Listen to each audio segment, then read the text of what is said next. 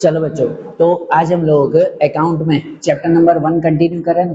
भाई चैप्टर 1 के सब सम्स हमने देख लिए थे। अब एक्सरसाइज के थियरी के क्वेश्चन समझ रहे थे, क्वेश्चन आंसर्स भी अब हम लोग समझ रहे थे कि जिसके अंदर कल हमने फाइनल एक्सरसाइज का क्वेश्चन नंबर 4 समझा था। उसके 3-4 क्वेश्चन थे वो हमने समझे थे ना।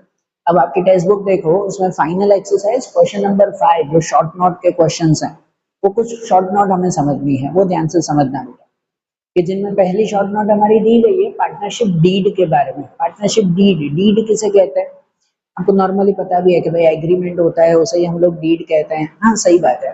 देखो, जब भी कोई पार्टनरशिप बिजनेस स्टार्ट होता है ना, तो सबसे पहले एग्रीमेंट बनाया जाता है कि emergence of partnership by written और ओरल एग्रीमेंट। ये जो मैंने पॉइंट्स लिखे हैं ना, आपको जब अगर एग्जाम में ऐसा क्वेश्चन पूछे कि चलो ये टॉपिक एक्सप्लेन करो, तो उसमें ये पॉइंट्स आपके होने चाहिए जो मैंने यहाँ पर लिखे हैं। ये पॉइंट्स होने जरूरी हैं शॉर्ट नोट के अंदर। तो देखो, कोई भी पार्टनरशिप की जब शुरुआत होती है, इमरजेंट जब स्टार्ट होती है, तो एग्रीमेंट बनता है। वो रिटर्न या ओरल कोई भी हो सकता है, न बनाओ तो भी ठीक है। लेकिन अगर एग्रीमेंट बना रहे हैं और वो भी रिटर्न में बना रहे हैं, तो वो रिटर्न एग्रीमेंट को ही पार्टनरशिप डीड कहते हैं कि return agreement is called partnership deed. बराबर, जब डीड की बात आती है इसका मतलब रिटर्न एग्रीमेंट उनमें बना हुआ है कि नहीं। और ये एग्रीमेंट जब भी बिजनेस स्टार्ट होता है उस वक्त बनाया जाता है, और ये agreement acceptable to all partner, हर पार्टनर के लिए एक्सेप्टेबल होना चाहिए। मतलब जब भी बिजनेस स्टार्ट होता है और एग्रीमेंट बना रहे हैं, रिटर्न एग्रीमेंट बना रहे हैं, तो सभी पार्टनर्स की मंजूरी लेकर बनाते हैं, सबसे पूछ के बनाते हैं कि हाँ भाई ये बनाना है, इसमें ये टॉपिक रखना है, ऐसा रखना है। ये सब चीजें पूछ कर ही ये बनाया जाता है। And it is desirable and advisable. Agreement banana compulsory नहीं है, ना बनाओ तो भी चलता है, लेकिन डिजायरेबल है, बनाना चाहिए। एडवाइजेबल है, एडवाइस दी जाती है कि रिटर्न एग्रीमेंट बनाना बहुत जरूरी है। क्योंकि अगर फ्यूचर में कोई भी तरह का डिस्प्यूट हुआ, बिजनेस में कोई झगड़ा हुआ, पार्टनर्स के बीच में मिसअंडरस्टैंडिंग हो गई, तो उसका सॉल्यूशन के लिए पार्टनरशिप डीड ही सबसे बड़ा सहारा कहता है। बराबर ना, सबसे बड़ा सहारा यही होता है, इसलिए ये बनाना जरूरी कहा जाता है। And it is an administrative constitution of firm. ये बिजनेस का एडमिनिस्ट्रेटिव कॉन्स्टिट्यूशन है। इसका मतलब कि बिजनेस रिलेटेड हर रूल्स रेगुलेशन इसमें लिखे हुए होते हैं। उसी वजह से तो फ्यूचर में कोई तरह की प्रॉब्लम नहीं आती, सभी रूल्स रेगुलेशन पहले ही इसमें लिखते हैं। और क्या क्या लिखते हैं, तो भाई कोई भी पार्टनरशिप डीड में बिजनेस शुरू करने से लेकर बिजनेस एंड होने तक सब बातें, सब रूल्स लिखे जाते हैं। जैसे पार्टनरशिप डीड में जनरल इंफॉर्मेशन होती है, उसमें सभी पार्टनर्स की डिटेल होती है, बिजनेस की डिटेल होती है, टाइप ऑफ बिजनेस होता है कि भाई कौन से टाइप का बिजनेस कर रहे हैं, वो उसमें होता है। इसके अलावा लिखा जाता है कि कमेंसमेंट ऑफ पार्टनरशिप, पार्टनरशिप कब स्टार्ट हो रही है, कब स्टार्ट हो रही है, कब तक चलेगी, ये सब उसमें लिखा जाता है। हर पार्टनर कितना कैपिटल लेकर आएगा, उस कैपिटल पे इंटरेस्ट होगा कि नहीं, हर पार्टनर कितनी ड्राइंग्स लेकर जाएगा, उस पे इंटरेस्ट होगा कि नहीं। अगर कोई पार्टनर लोन दे रहा है बिजनेस को, तो उस पर कितना इंटरेस्ट होगा, तो इंटरेस्ट ऑन लोन उस पर लिखा जाता है। क्या कोई पार्टनर को एक्स्ट्रा सैलरी, कमीशन, बोनस कुछ देना है, तो ये भी एग्रीमेंट में लिख देते हैं। अगर बिजनेस चल रहा है और बीच में कोई न्यू पार्टनर का एडमिशन होगा, तो क्या रूल्स होंगे। अगर कोई पार्टनर रिटायर हो रहा है या बिजनेस छोड़ के जा रहा है, तो क्या रूल्स होंगे। और आखिरी में जब बिजनेस का डिसॉल्यूशन होगा, मतलब जब बिजनेस बंद करना होगा, तो क्या रूल्स होंगे। ये सब बातें ऑलरेडी डीड में लिख देते हैं, है कि नहीं। मतलब बिजनेस शुरू करने से लेकर बिजनेस बंद करने तक क्या क्या रूल्स आते हैं, वो सब रूल्स इस डीड में लिख देते हैं। इसी वजह से ये बिजनेस का सबसे इंपॉर्टेंट डॉक्यूमेंट बनता है। बात आ रही है समझ में, ध्यान से ये चीज हम नोट कर लेना बेटा। फिर उसके बाद एक सेकंड शॉर्ट नोट है, दूसरी हमारी शॉर्ट नोट सिंपल दी गई है, fluctuating capital account of partners. इसके बारे में हमें लिखना है। टॉपिक है हमारा fluctuating capital account of partners. देखो बेटा, जब पार्टनरशिप बिजनेस शुरू होता है और सभी पार्टनर्स मिलकर जब कैपिटल लेकर आते हैं, तो वो अपना कैपिटल कैसे मेंटेन करते हैं, उसकी दो मेथड आती है। पार्टनर्स के कैपिटल मेंटेनेंस की दो मेथड रहती है, एक होती है फिक्स कैपिटल मेथड और दूसरी होती है फ्लक्चुएटिंग कैपिटल मेथड।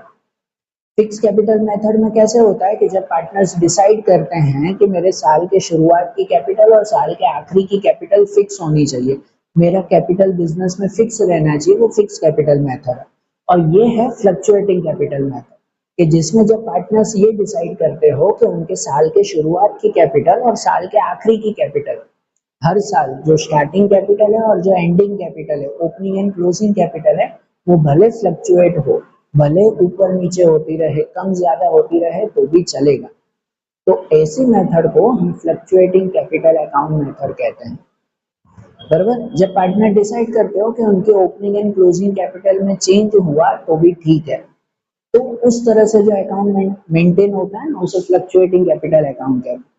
और जब ये मेथड कोई भी पार्टनर्स अपना रहे हैं तो उसको मेंटेन करने के लिए पार्टनर एक ही अकाउंट बनाते हैं, सिर्फ एक अकाउंट बनाते हैं, कौन सा? Capital account.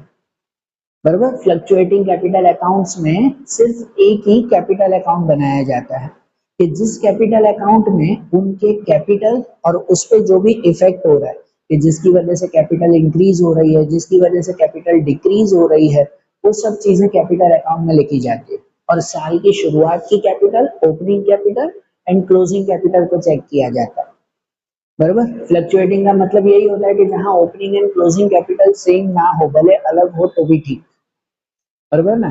तो उसके लिए कैपिटल अकाउंट जो मेंटेन करेंगे, उस कैपिटल अकाउंट में क्या क्या बातें आती है, कौन कौन सी इंफॉर्मेशन आती है उसके अंदर, तो उसमें कैपिटल अकाउंट के क्रेडिट साइड पे वो सब इंफॉर्मेशन लिखी जाती है कि जिसकी वजह से पार्टनर का कैपिटल इंक्रीज हो रहा है, पार्टनर का कैपिटल इंक्रीज हो रहा है, वो सब चीजें क्रेडिट साइड पे लिखी जाती है। आसान भाषा में अगर कहो तो whatever given to partner, जो कुछ भी बिजनेस पार्टनर को दे रहा है, पार्टनर को मिल रहा है, वो सब यहाँ लिखा जाता है क्रेडिट। और डेबिट साइड पे, कैपिटल के डेबिट साइड पे वो सब इंफॉर्मेशन लिखी जाती है कि जिसकी वजह से पार्टनर्स के कैपिटल डिक्रीज हो रहा है, कैपिटल डिक्रीज होता हो, वो सब चीजें डेबिट पे लिखी जाती है। आसान भाषा में कहो तो whatever taken from partner, partner से जो कुछ भी ले लेना पड़े तो वो सब डेबिट पे लिखा जाता है। बात आ रही है? ध्यान ध्यान देना। तो क्या क्या लिखते हैं, पहले क्रेडिट से ही शुरू करें तो क्रेडिट में सबसे पहले ओपनिंग कैपिटल तो लिखते हैं, साल के शुरुआत की जो कैपिटल होती है वो यहाँ पे लिखी जाती है, जितने भी पार्टनर्स हो उनके लिए।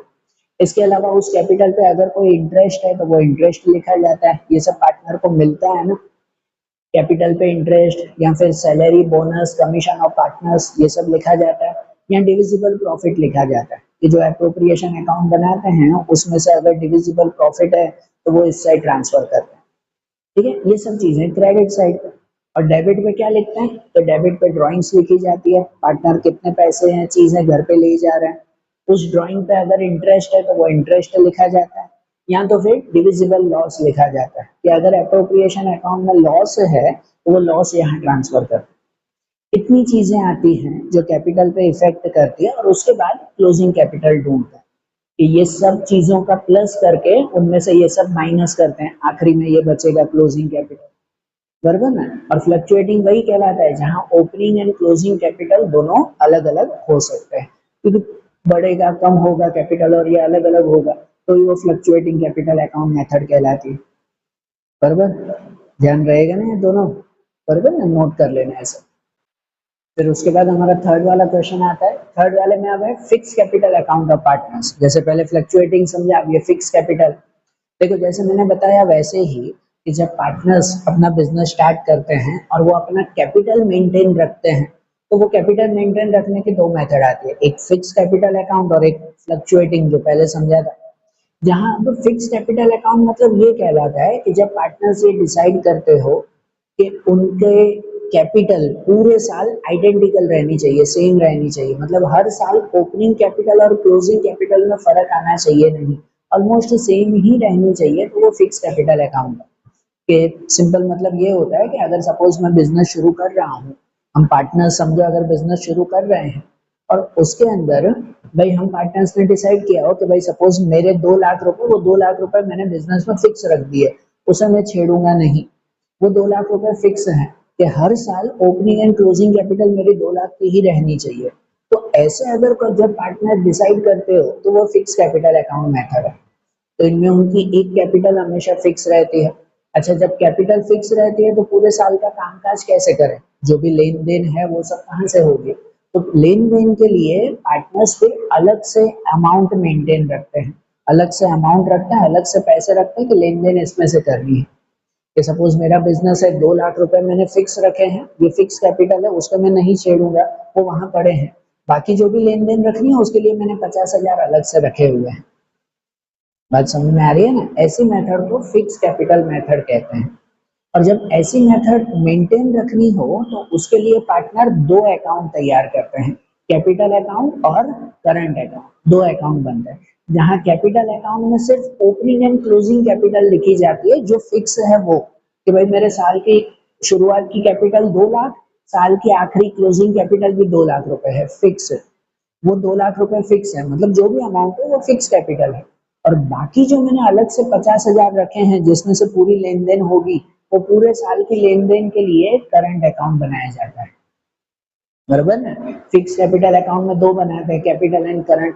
जो पहले फ्लक्चुएटिंग समझा था उसमें एक ही बनाते हैं, सिर्फ कैपिटल अकाउंट, क्योंकि उसमें अलग से पैसे मुझे मेंटेन नहीं रखने हैं। जो मेरी कैपिटल है 2 लाख, उसी में से प्लस माइनस होगा। यहाँ जो मैंने 2 लाख रुपए रखे हैं वो फिक्स हैं कैपिटल में, बाकी के मैंने 50,000 समझो अलग से रखे हैं, उसमें से प्लस माइनस होता रहेगा, उसके लिए करंट अकाउंट है। बात आ रही है ध्यान? कैपिटल अकाउंट में कभी फर्क नहीं पड़ता है, तब फर्क पड़ता है जब मैंने कोई एक्स्ट्रा फिक्स कैपिटल रखी हो तो। कि जैसे मैंने 2 लाख रुपए फिक्स रखे हैं, अब मेरी इच्छा हुई कि नहीं मैं 1 लाख रुपए और भी फिक्स रख दूं, तो वो अगर मैंने 1 लाख रुपए और भी फिक्स फिक्स में रखे हैं तो इस कैपिटल अकाउंट में एंट्री होती है, बाकी कैपिटल अकाउंट में दूसरी कोई एंट्री नहीं होती। बात ध्यान में आ रही है ना? इसे नोट रखना बेटा। तो जब कैपिटल अकाउंट बनाया जाता है इस फिक्स कैपिटल मेथड में, तो खाली ओपनिंग कैपिटल यहाँ लिखते हैं हर पार्टनर की, और साल के एंड में क्लोजिंग कैपिटल यहाँ पे लिख देते हैं। और बाकी के सब लेन देन सब चीजें किस में लिखी जाती है? करंट अकाउंट में, यहाँ और कुछ भी नहीं। अब करंट अकाउंट में क्या क्या लिखते हैं? तो करंट अकाउंट में लिखा जाता है कि अगर ओपनिंग करंट बैलेंस है क्रेडिट साइड पे तो वो क्रेडिट बैलेंस, या अगर ओपनिंग करंट बैलेंस है डेबिट साइड का तो वो डेबिट बैलेंस लिखते हैं। सबसे पहले ओपनिंग बैलेंस तो लिखा जाता है ना, जैसे इसमें लिखते हैं। तो करंट अकाउंट का भी ओपनिंग बैलेंस है, बरोबर। अब यहाँ ओपनिंग बैलेंस का मतलब यही कहलाता है ना, कि जैसे मैंने बताया 2 लाख रुपए मैंने अलग से रखे हैं फिक्स में, 50,000 मैंने अलग से रखे हैं लेन देन करने के लिए। तो ये जो 50,000 अलग से है ना, वो करंट अकाउंट का ओपनिंग बैलेंस कहलाता है। अच्छा, 50,000 मैं लेकर आया हूँ बिजनेस में और फिक्स वहां पड़े हैं, मतलब वो लेन देन के लिए रखे हैं, तो वो क्रेडिट साइड पे है। लेकिन मैंने जब पार्टनर्स को ऐसे बोला है कि ठीक है वो 2 लाख तो फिक्स में है, बाकी 50,000 मैं लेके आऊंगा, अभी लेन देन शुरू कर दो, मैं लेके आता हूँ बाद में, तो वो ओपनिंग करंट बैलेंस डेबिट का हो जाता है। यहाँ भाई मैं लेके आऊंगा बाद में, अभी तो बाकी है, बरोबर। तो वो यहाँ डेबिट साइड पे लिखते हैं। और जब कंफर्म में लेके आया लो 50,000, अब इसमें से काम करना है, तो वो क्रेडिट साइड का ओपनिंग करंट बैलेंस रहता है। बता रही है ध्यान? नोट रखना है इसे। और हमारी फोर्थ वाला क्वेश्चन, वो मैंने बताना बोल रहा, फोर्थ वाला जो हमारी शॉर्ट नोट है करंट अकाउंट ऑफ पार्टनर्स, वो भी यही पे ही है, मैं उसी के ही जरिए भी समझा रहा हूँ कि करंट अकाउंट ऑफ पार्टनर्स। तो करंट अकाउंट के लिए मैंने यहाँ कुछ लिखा नहीं है, वो इसी में ही समझा रहा हूँ, फोर्थ वाला क्वेश्चन भी, बराबर। नोट रखना। तो यहाँ पर जो करंट अकाउंट तैयार होता है जो फिक्स कैपिटल अकाउंट मेथड में ही, तो करंट अकाउंट में सबसे पहले ओपनिंग बैलेंस लिखा जाता है। सच में पार्टनर लेकर आ गए हैं, रियल कैश लेके आए हैं, तो क्रेडिट साइड पे पार्टनर्स ने खाली वादा किया है कि हाँ भाई काम शुरू करो मैं लेके आता हूँ, तो उसको डेबिट साइड पे लिखते हैं, बराबर। और इसके अलावा बाकी सब चीजें वही जो हमने फ्लक्चुएटिंग में भी बताया था, जो कुछ भी पार्टनर को देना है, whatever given to partner, वो सब क्रेडिट साइड पे लिखते हैं, and whatever taken from partner वो सब डेबिट साइड पे लिखते हैं, रूल्स वैसे ही। तो क्रेडिट पे क्या क्या लिखा जाता है? अगर ओपनिंग करंट बैलेंस है वो, अगर उस पे इंटरेस्ट है तो interest of opening current balance, अगर इसका इंटरेस्ट है तो। इनके अलावा इंटरेस्ट ऑन कैपिटल, कैपिटल पे इंटरेस्ट, कैपिटल यहाँ लिखते हैं और उसका इंटरेस्ट यहाँ लिखते हैं, यहाँ और कुछ भी नहीं लिखा जाता। तो कैपिटल का इंटरेस्ट, इसके अलावा पार्टनर को सैलरी बोनस कमीशन कुछ भी देना है तो वो पार्टनर्स को। फिर डिविजिबल प्रॉफिट, जो वो एप्रोप्रिएशन अकाउंट बनाते हैं, उसका अगर प्रॉफिट है तो वो प्रॉफिट यहाँ पे लिखा जाता है, बराबर। ये सब क्रेडिट साइड पे whatever given to partner. और फिर debit side whatever taken from partner. तो जैसे अगर ओपनिंग करंट बैलेंस है बाकी वाला ना, भाई पार्टनर ने वादा किया है ठीक है काम शुरू करो मैं लेके आता हूँ, तो बाद में लेके आएगा ना, what ever taken from partner, बाद में उससे लेना है ना, तो वो यहाँ लिखा जाता है। या फिर अगर उसके ऊपर इंटरेस्ट भी है तो interest of opening current balance debit side का। इसके अलावा ड्राइंग्स, अगर पार्टनर की ड्राइंग्स है या फिर ड्राइंग्स के ऊपर इंटरेस्ट है वो, या फिर डिविजिबल लॉस है, अगर एप्रोप्रिएशन है और एप्रोप्रिएशन का लॉस आ रहा है तो वो लॉस यहाँ पे लिखते हैं। और आखिरी में फिर करंट अकाउंट बंद करते हैं। देखो जब कैपिटल अकाउंट बंद करते हैं ना, तो कैपिटल अकाउंट बंद करते वक्त जो है वो हमेशा क्रेडिट बैलेंस ही आता है, क्रेडिट का ही टोटल ज्यादा आता है, डेबिट का टोटल ज्यादा नहीं आता। डेबिट साइड पे क्लोजिंग बैलेंस लिख देते हैं। लेकिन जब करंट अकाउंट को क्लोज करना होता है तो कोई भी साइड का टोटल आ सकता है, कि अगर इस साइड का टोटल ज्यादा है तो यहाँ पे क्लोजिंग करंट बैलेंस लिखते हैं, और अगर इस साइड का टोटल ज्यादा है तो यहाँ पर क्लोजिंग करंट बैलेंस लिखते हैं। बराबर, अगर क्रेडिट टोटल ज्यादा है तो यहाँ पे लिखा जाता है क्लोजिंग करंट बैलेंस।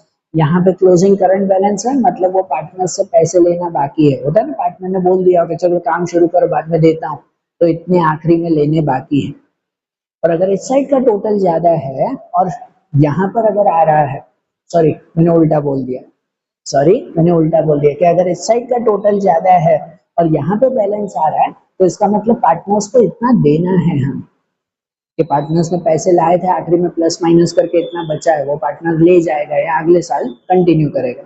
और अगर डेबिट का टोटल ज्यादा आ रहा है और यहाँ बच रहा है बैलेंस, क्लोजिंग करंट बैलेंस, तो इसका मतलब इतने पैसे हमें पार्टनर से लेने हैं। और पार्टनर ने वादा किया है हम लेके तो आएंगे, पर अभी वो लेके नहीं आया है, तो इतना बैलेंस उससे लेना है।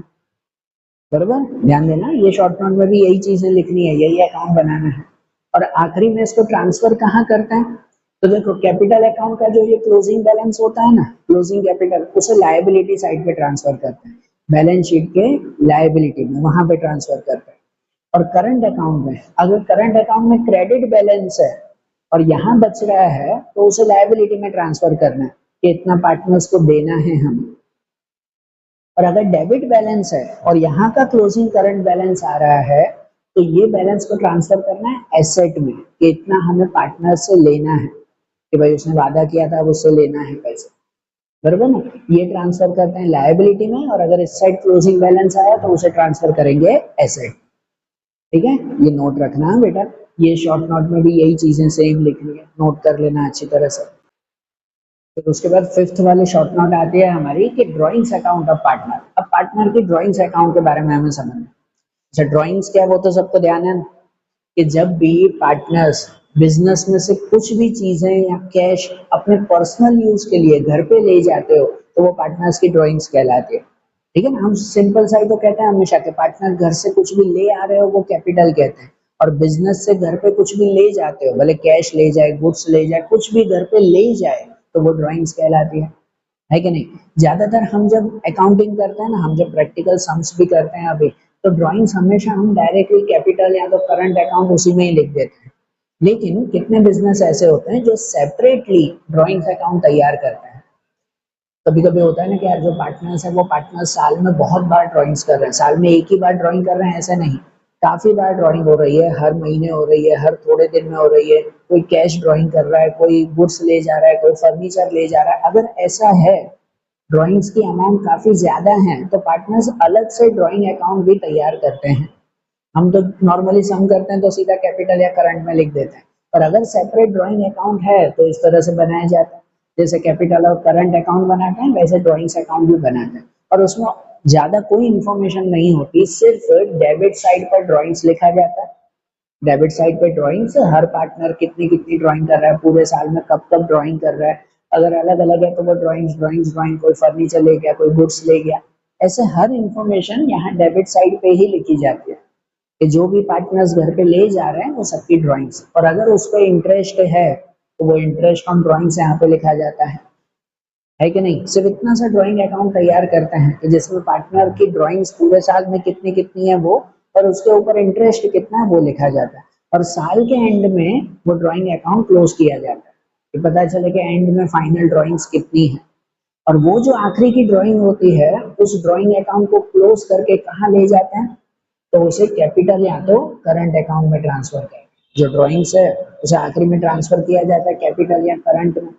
अगर अगर फिक्स कैपिटल अकाउंट मेथड है तो फिर ये ड्राइंग्स ट्रांसफर की जाती है करंट अकाउंट के डेबिट साइड, बराबर। अगर फिक्स कैपिटल अकाउंट मेथड है तो करंट अकाउंट के डेबिट में।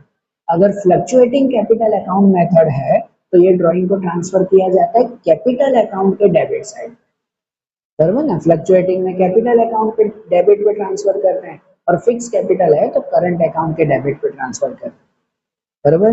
ध्यान रहेगा ये, पक्का ना। चलो ठीक है बेटा, तो आज जैसे हमने क्वेश्चन 5 जो शॉर्ट नोट के क्वेश्चंस थे, 5 शॉर्ट नोट थी, वो हमने अच्छी तरह से समझी, समझ में आया ना, पक्का ना। मुझे बताना अगर कुछ ना ध्यान में आए तो।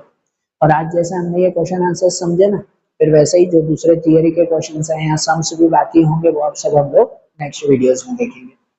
ओके, चलो, थैंक यू।